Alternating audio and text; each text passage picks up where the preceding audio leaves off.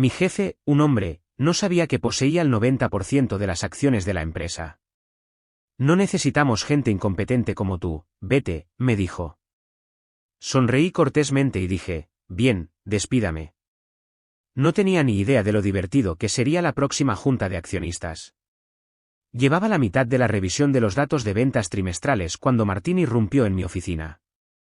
Sin llamar, sin cortesía, solo una entrada ruidosa y deliberada destinada a intimidar. Elena, ladró, arrojando un archivo sobre mi escritorio. Necesitamos hablar ahora. Eché un vistazo a la carpeta y luego al hombre para el que había trabajado durante los últimos 4 años. Martín Ree.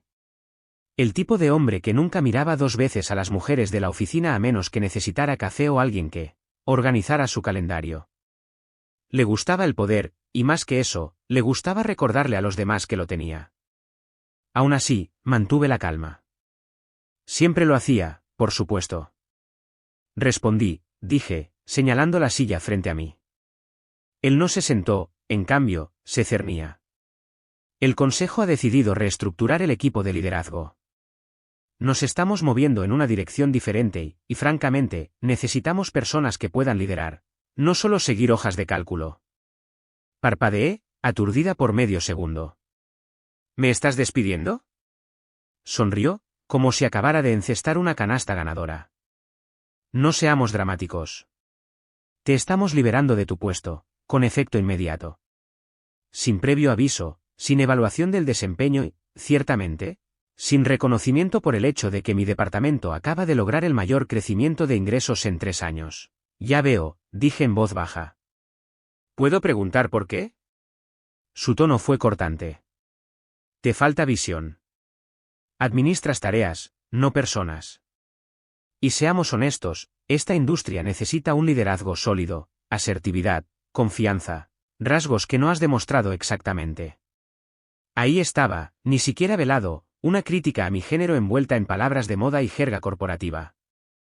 Él no me veía como una líder, no porque no hubiera cumplido, sino porque no encajaba en su molde anticuado. Entiendo, dije, con mi voz firme y neutral.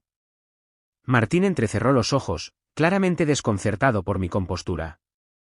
Esperaba indignación, quizás incluso lágrimas. Pero hacía mucho que había aprendido a controlar mis emociones en salas de juntas llenas de egos. Necesitaré tu placa y tu computadora portátil de la empresa al final del día, añadió. Se desactivará tu acceso a las 5 de la tarde. RRHH tiene los detalles de tu indemnización. Asentí y me puse de pie, extendiendo mi mano. Gracias, Martín. Agradezco la claridad. Él dudó, pero me estrechó la mano. Buena suerte ahí fuera, dijo, mientras se daba la vuelta y salía, satisfecho con su pequeño golpe de estado. Me senté y exhalé lentamente. Mis manos no temblaban, mi respiración no se aceleró. De hecho, me sentía más ligera. Porque lo que Martín no sabía, lo que nadie en ese edificio sabía, era que yo no era solo una jefa de departamento. Hace 2 semanas, algo cambió, algo grande, y había estado esperando el momento adecuado para usarlo. Miré la foto enmarcada en mi escritorio, mi padre, sonriendo con orgullo en la ceremonia de inauguración del día en que abrió la primera oficina regional de la empresa. La misma empresa de la que Martín acababa de despedirme. Tú me dijiste que esperara, papá. Espera hasta que llegue el momento adecuado. Me puse de pie y comencé a empacar mis cosas. No llevé mucho, solo algunos artículos personales. Una taza que mi equipo me regaló la Navidad pasada y una pila de cuadernos antiguos llenos de ideas que nunca habían pasado del escritorio de Martín. Afuera, la oficina zumbaba con una curiosidad silenciosa. Algunos compañeros de trabajo me lanzaron miradas compasivas, otros evitaron el contacto visual. Nadie hizo preguntas, pero vi los pensamientos en sus rostros. ¿La despidieron? ¿Qué hizo mal? Salí del edificio con una pequeña y cortés sonrisa y sin fanfarrias. Al salir a la luz del sol, sentí que el peso de 15 años dentro de esa empresa se me deslizaba de los hombros. Pensaron que habían terminado mi carrera, pero lo que en realidad habían hecho era darme luz verde. Busqué mi teléfono y envié un mensaje de texto a mi abogado, ya es hora. Prepara todo. La respuesta llegó casi instantáneamente, entendido. La junta de accionistas se puede programar dentro de 5 días hábiles. Miré hacia atrás el edificio de cristal, brillando al sol. Martín pensó que esto había terminado, pero no tenía idea de lo que se avecinaba. La próxima vez que entrara en esa sala de juntas, no sería como empleada, sería como su accionista mayoritaria. Y la sonrisa que llevaba ese día sería real. 2 semanas antes, me había sentado en la tranquila oficina con paneles de madera del abogado de mi familia, mirando un documento que no se me permitía abrir hasta que el reloj diera las 12 de mi 30º cumpleaños. A mi padre siempre le había encantado el teatro. Decía que hacía que las cosas serias se sintieran significativas, y esto, aparentemente, era una de ellas. Elena, dijo el señor Harrington, nuestro abogado familiar de toda la vida, con un tono cálido y paternal. Tu padre dejó instrucciones muy claras, no debes abrir este sobre hasta tu 30º cumpleaños. Ni un día antes. Había sonreído cortésmente, mitad curiosa, mitad divertida. ¿Qué es? ¿Algún tipo de tarjeta de cumpleaños con retraso? Me dirigió una mirada que me dijo que lo sabía y que no iba a arruinar la sorpresa. Tu padre era un hombre visionario, dijo en cambio, y confiaba en ti más que en nadie. Esa frase se quedó conmigo en los días que siguieron. Mi padre, el fundador y exdirector ejecutivo de la misma empresa que acababa de despedirme sin ceremonias, siempre había creído en la previsión, en la planificación anticipada y creía en mí. Cuando falleció hace 5 años, la empresa cambió. Se volvió más fría, más calculada, menos sobre las personas y más sobre los números. Martín se unió poco después, encantando a la junta, mostrando su MBA y desmantelando lentamente la cultura que mi padre había construido. Me había quedado, pensando que podía proteger lo que quedaba, pero ahora me di cuenta de que mi padre había sabido que algo así podría suceder, y se había preparado para ello. En la mañana de mi cumpleaños, abrí el sobre sola, sentada en el mismo lugar donde él solía leer el periódico todos los domingos, la luz del sol entrando por la ventana, un calor silencioso en el aire. Dentro había una carta y un documento formal con sellos en relieve. Desdoblé primero la carta. Estaba escrita a mano con la letra nítida de mi padre. Elena, si estás leyendo esto, has cumplido 30 años, y eso significa que estás lista. Nunca lo dudé, ni por un segundo. Has pasado tu vida trabajando el doble de duro por la mitad del reconocimiento. Lo vi, incluso cuando pensabas que no lo hacía. Vi los sacrificios, las noches tardías, la integridad que nadie más notó. También vi cómo cambió la empresa después de que me fui, y supe que podría llegar un momento en que necesitarías más que un asiento en la mesa, así que te di la mesa. Hice una pausa, parpadeando con fuerza. Mis manos temblaban ligeramente mientras me giraba hacia el documento que estaba detrás de la carta. Era un acuerdo fiduciario, archivado y notariado. Según el fideicomiso, el 90% de las acciones de la empresa que mi padre había retenido cuando renunció se habían colocado a mi nombre, retenidas hasta que cumpliera 30 años, con plenos derechos de voto activados inmediatamente. 90% lo leí 3 veces, luego una vez más, solo para asegurarme de que no estaba soñando. No era solo una accionista, era la propietaria mayoritaria, la accionista controladora. Todo mi cuerpo zumbaba con incredulidad, adrenalina y algo más, poder, silencioso, medido, poder innegable. Llamé inmediatamente al señor Harrington. ¿Es real esto?, pregunté, apenas capaz de pronunciar las palabras. Sí, respondió simplemente. Tu padre estructuró el fideicomiso para evitar presentaciones públicas. Era hermético. La junta no tiene ni idea, a menos que decidas decírselo. ¿Por qué no lo activó antes? Quería que experimentaras la empresa en tus propios términos primero, para ver quién se rebelaría, para decidir si lo querías antes de usarlo. Esa frase me golpeó con fuerza. Había pasado años siendo subestimada, ignorada, interrumpida en las reuniones. Había visto a Martín ser elogiado por ideas que yo había sugerido en silencio. Había visto a colegas masculinos ascender más rápido a pesar de hacer menos. Había sonreído a través de todo, pensando que la paciencia y el trabajo duro darían sus frutos. Ahora me di cuenta de que no era el tiempo lo que faltaba, era el apalancamiento. Y de repente, lo tenía. Programé un seguimiento con el señor Harrington para el día siguiente. Hablemos de lo que viene después, dije. Él no se perdió un segundo. Prepararemos los documentos para convocar una junta de accionistas. Notificaremos a la junta una vez que todo esté listo. No los notifiques todavía, dije.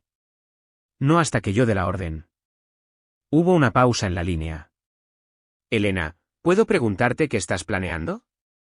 Miré por la ventana de mi apartamento, observando el tráfico pasar, la gente corriendo, sin saber que todo estaba a punto de cambiar. Estoy planeando entrar en esa sala de junta, dije con calma, y mostrarles exactamente a quién intentaron despedir. No me presenté a la entrevista de salida obligatoria. RRHH llamó 2 veces y luego envió un correo electrónico. Ignoré ambos. En cambio, me senté en el reservado de una discreta cafetería del centro, tomando un café con leche mientras el señor Harrington revisaba el borrador final de la solicitud de la Junta de Accionistas. Ahora era oficial, por escrito, tenía el 90% del poder de voto de la empresa, una realidad legal y financiera que Martín nunca habría previsto. ¿Estás segura de que estás lista?, preguntó Harrington, ajustándose las gafas mientras deslizaba los documentos por la mesa. Una vez que presentes esto, estarás lanzando una granada en su sala de junta. Lo miré a los ojos, mi voz firme. Ellos tiraron del seguro en el momento en que me despidieron. Él asintió ligeramente. ¿Suficiente? Los documentos eran simples, como suelen ser las cosas poderosas. Un aviso formal de una junta de accionistas especial con un único punto del orden del día. Revisión del liderazgo y nombramiento de una nueva dirección ejecutiva. Martín no lo esperaría, ese era el punto. Todo su estilo se basaba en el control a través de la confianza. Él arrasaba las reuniones con jerga, arrollaba voces más silenciosas y utilizaba el encanto como arma cuando era necesario. La junta, en su mayoría hombres mayores a quienes les gustaba su valentía, lo habían dejado actuar sin control durante demasiado tiempo. Pronto descubrirían lo frágil que era ese tipo de poder. Les notificaré el viernes por la mañana, continuó Harrington. La reunión se fijará para el martes. Eso les da 2 días hábiles para entrar en pánico. No pude evitar sonreír. Perfecto. Esa tarde, me senté con Caroline Winters, la fiduciaria que había administrado las acciones desde el fallecimiento de mi padre. Era inteligente, discreta y tenía una memoria de acero. He visto a ese hombre desmantelar el legado de tu padre ladrillo a ladrillo, dijo, deslizando una carpeta por su escritorio. No le debes cortesía. Dentro de la carpeta estaba todo lo que necesitaría para el martes: certificados de propiedad, registros de votación y un resumen detallado del desempeño de la empresa bajo el liderazgo de Martín, puntuaciones de satisfacción de los empleados en declive, aumento de la rotación, gasto excesivo en beneficios ejecutivos y una trayectoria de ingresos aplanada a pesar de un mercado en crecimiento. Se ha estado escondiendo bajo proyecciones infladas, dijo Caroline secamente. Si esto continúa, hundirá a la empresa en 2 años. Asentí, absorbiendo cada palabra. Dejaré que los números hablen por sí solos.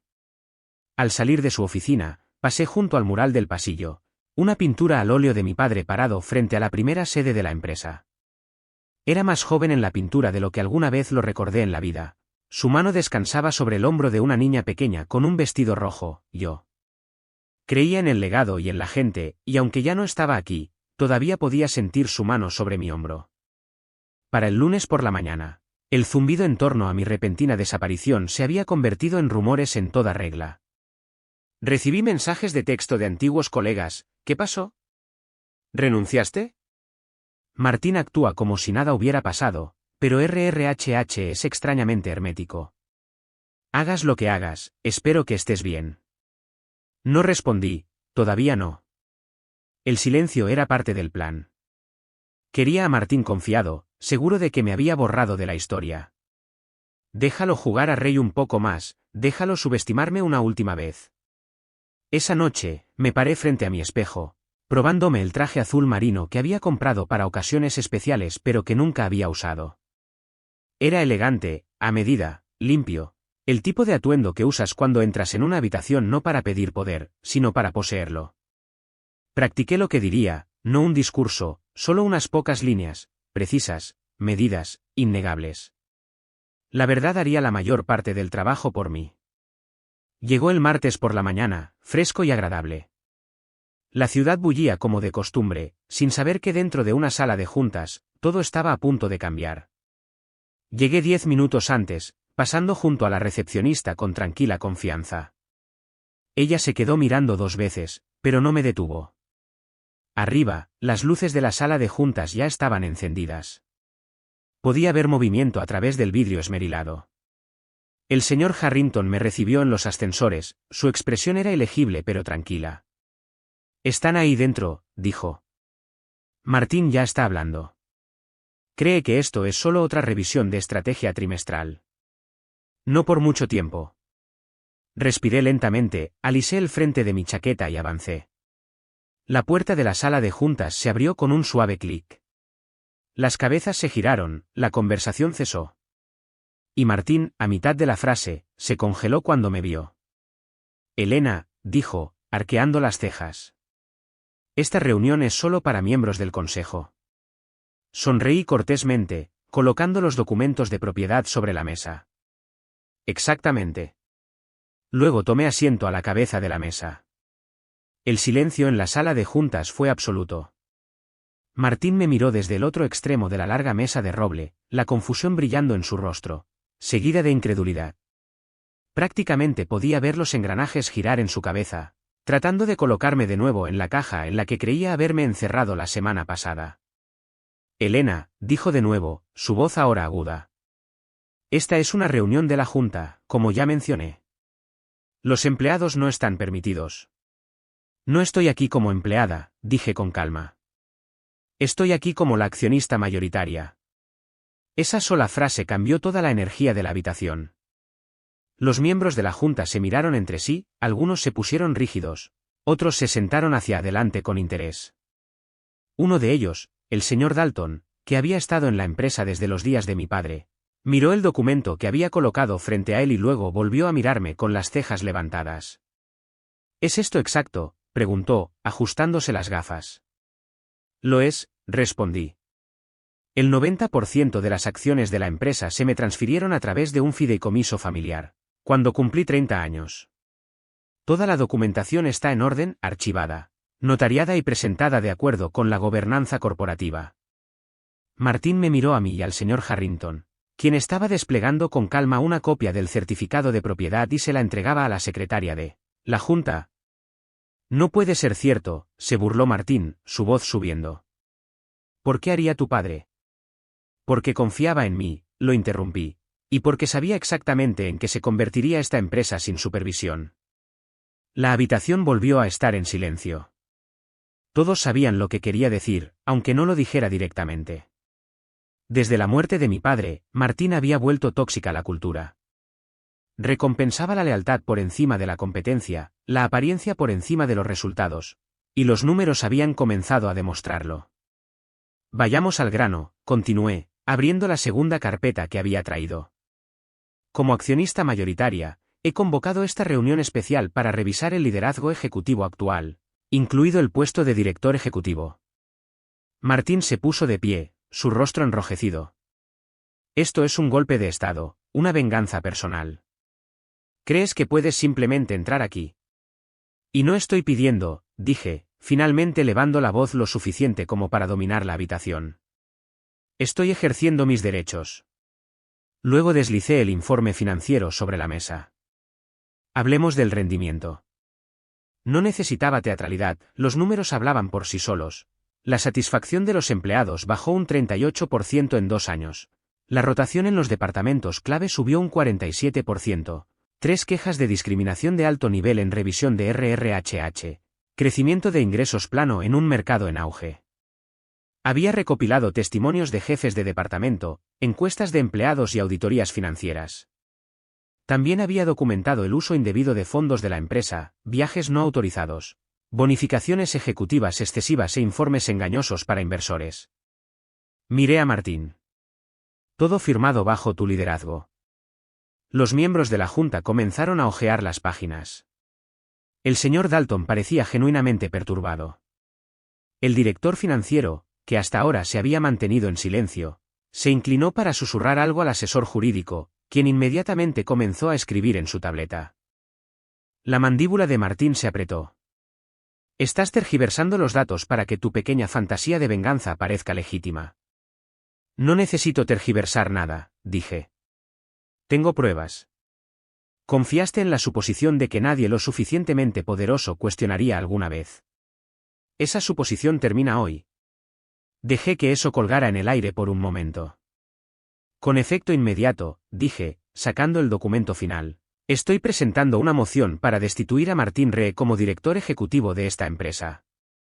Como accionista mayoritaria, mi voto es suficiente para aprobar la moción.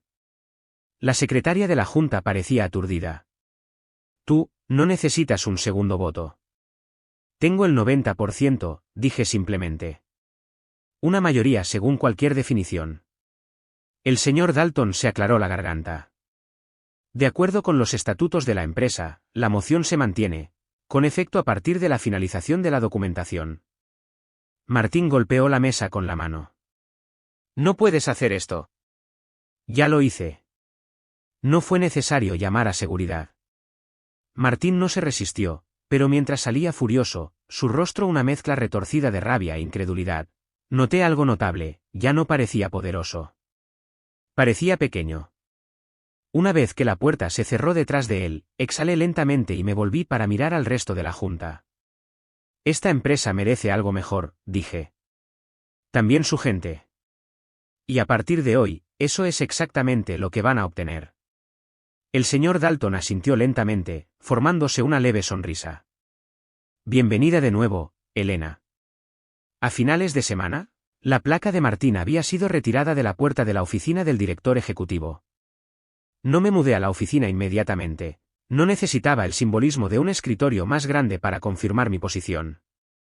Tenía algo más importante que hacer primero, reconstruir el alma de la empresa que mi padre había fundado. El lunes siguiente a la junta de accionistas, convoqué una reunión de personal general en la sala de conferencias principal, el mismo espacio donde Martín una vez había desfilado proyecciones de ventas como medallas de guerra y había repartido elogios vacíos a los mismos puñados de ejecutivos una y otra vez. Pero esta vez, la energía era diferente, curiosa, vacilante, esperanzadora. Los empleados entraron lentamente, murmurando entre sí. Las filas delanteras estaban vacías, como si nadie quisiera parecer demasiado ansioso. Algunos parecían nerviosos, otros desconfiados. Habían sido quemados antes. Estuve sola al frente de la sala, sin notas, sin diapositivas, solo mi verdad. Algunos de ustedes me conocen, comencé. Algunos de ustedes solo saben lo que se les ha dicho. Pero permítanme empezar diciendo esto, no vine aquí a tomar el poder, vine aquí a restaurar la confianza. Algunas cabezas se inclinaron. La gente estaba escuchando. Durante años, esta empresa funcionó con la fuerza de su gente, con sus ideas, sus noches tardías, su creencia de que lo que estábamos construyendo importaba. Y en algún momento, eso se perdió. Hice una pausa, dejando que el silencio llenara la habitación. Me despidieron la semana pasada, dije, sonriendo levemente. Me dijeron que no era lo que esta empresa necesitaba, que carecía del liderazgo para llevarnos al futuro. Algunas personas se rieron nerviosamente al principio, pero la tensión comenzó a cambiar. Mi honestidad los estaba desarmando. No me defendí, no entonces, porque sabía algo que Martín no sabía, que el liderazgo no se trata de volumen o vanidad, se trata de visión y respeto y de levantar a las personas que realmente hacen el trabajo. Miré a la multitud, haciendo contacto visual con algunas caras familiares, ingenieros con los que había trabajado durante años, asistentes que siempre eran pasados por alto, analistas junior que habían estado atascados bajo capas de ego corporativo. A partir de hoy, todo cambia. Durante las siguientes 2 semanas, hice algo radical, escuché. Me reuní con jefes de departamento, líderes de equipo, pasantes, recepcionistas, personal de limpieza. Pregunté qué no funcionaba, pregunté qué necesitaban, pregunté quién creían que merecía más de lo que estaba recibiendo. Y luego actué. Promoví a Maya del equipo de atención al cliente a jefa de experiencia del cliente, un puesto que había estado haciendo extraoficialmente durante un año mientras su gerente real se atribuía el mérito de cada éxito. Traje de vuelta a Kevin, un brillante desarrollador de productos que había renunciado después de ser repetidamente pasado por alto para un ascenso en favor de hombres menos cualificados. Reestructuré completamente RRHH. Las quejas que se habían acumulado en carpetas olvidadas, leí cada una de ellas. Varios gerentes de nivel medio fueron despedidos silenciosamente en la primera semana, personas que habían cultivado culturas de miedo y favoritismo bajo la supervisión de Martín. Luego lancé algo con lo que mi padre alguna vez había soñado, la iniciativa Primero las Personas. Un nuevo programa interno para reconocer la innovación, recompensar la colaboración y promover la equidad, sin importar el puesto. No más redes de susurros, no más techos de cristal, solo buena gente haciendo un gran trabajo y finalmente recibiendo crédito por ello. Una tarde, caminé solo por los pasillos de la oficina.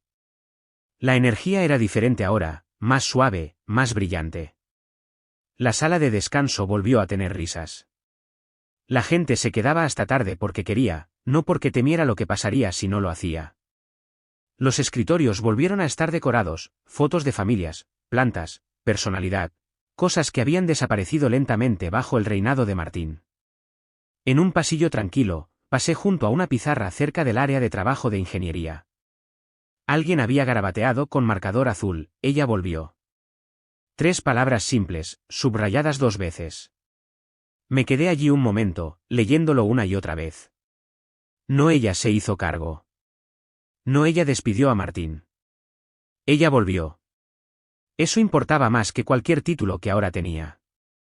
La semana siguiente, finalmente me mudé a la oficina del director ejecutivo, no porque necesitara el espacio, sino porque era hora. La placa era nueva, elegante, de acero cepillado, con letras simples y elegantes, Elena Ren, directora ejecutiva. No traje mucho conmigo, solo una foto enmarcada, mi padre y yo en el día de la inauguración de la empresa, ambos sonriendo, ambos esperanzados. La coloqué en la esquina del escritorio y me senté, no con una sensación de conquista, sino de continuación.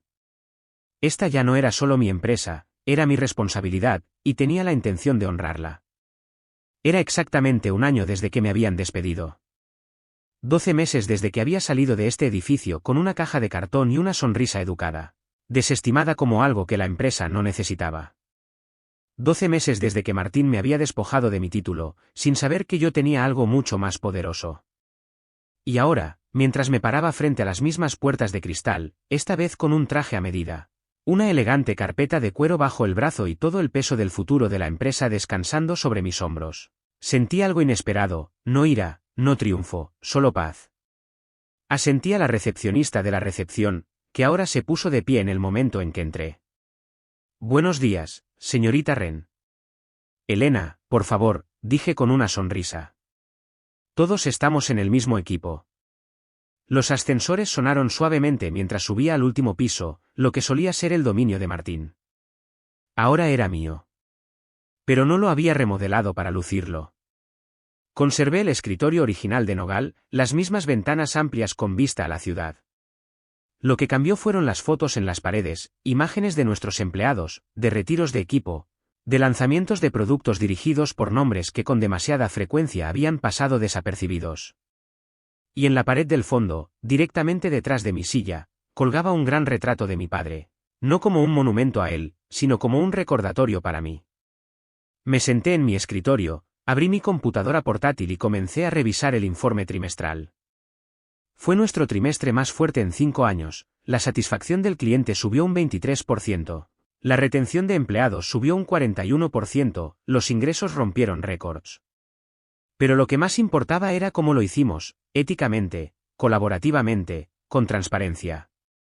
La cultura de la empresa había cambiado. La gente ya no susurraba quejas sobre el café, hablaban libremente y realmente eran escuchadas. Los bucles de retroalimentación estaban abiertos, la diversidad y el liderazgo se habían duplicado. No solo trajimos buena gente, finalmente les dimos un lugar para crecer. Hubo un suave golpe en la puerta. Adelante, dije. Era Maya, ahora la jefa de experiencia del cliente. Sus ojos brillaban, incluso detrás de sus gafas. ¿Lista?, preguntó. Te esperan en la sala de conferencias. Me puse de pie, alisando el frente de mi chaqueta. Vamos a hacerlo. La sala de juntas también se veía diferente ahora, no en la decoración, sino en la presencia. Por primera vez en la historia de la empresa, La mitad de la junta eran mujeres, varios miembros tenían menos de 40 años. Trajeron nuevas perspectivas, hicieron preguntas más difíciles y tomaron mejores decisiones. En el centro de la mesa se sentaba Richard Tanaka, uno de nuestros nuevos asesores estratégicos, una mente brillante, un corazón decente, el tipo de persona en quien mi padre habría confiado. Antes de comenzar, dijo Richard, señalándome, Elena tiene algunas palabras. No había planeado hablar, pero de pie allí con todos los ojos puestos en mí, no en el juicio, sino en el respeto, me di cuenta de algo, este era el momento para el que mi padre me había preparado. Quiero agradecerles a todos, dije, por creer en el cambio, por tomar decisiones difíciles cuando las fáciles habrían sido más seguras, y por ayudarme a reconstruir una empresa que antepone a las personas al poder. Hice una pausa, dejando que las palabras se asentaran.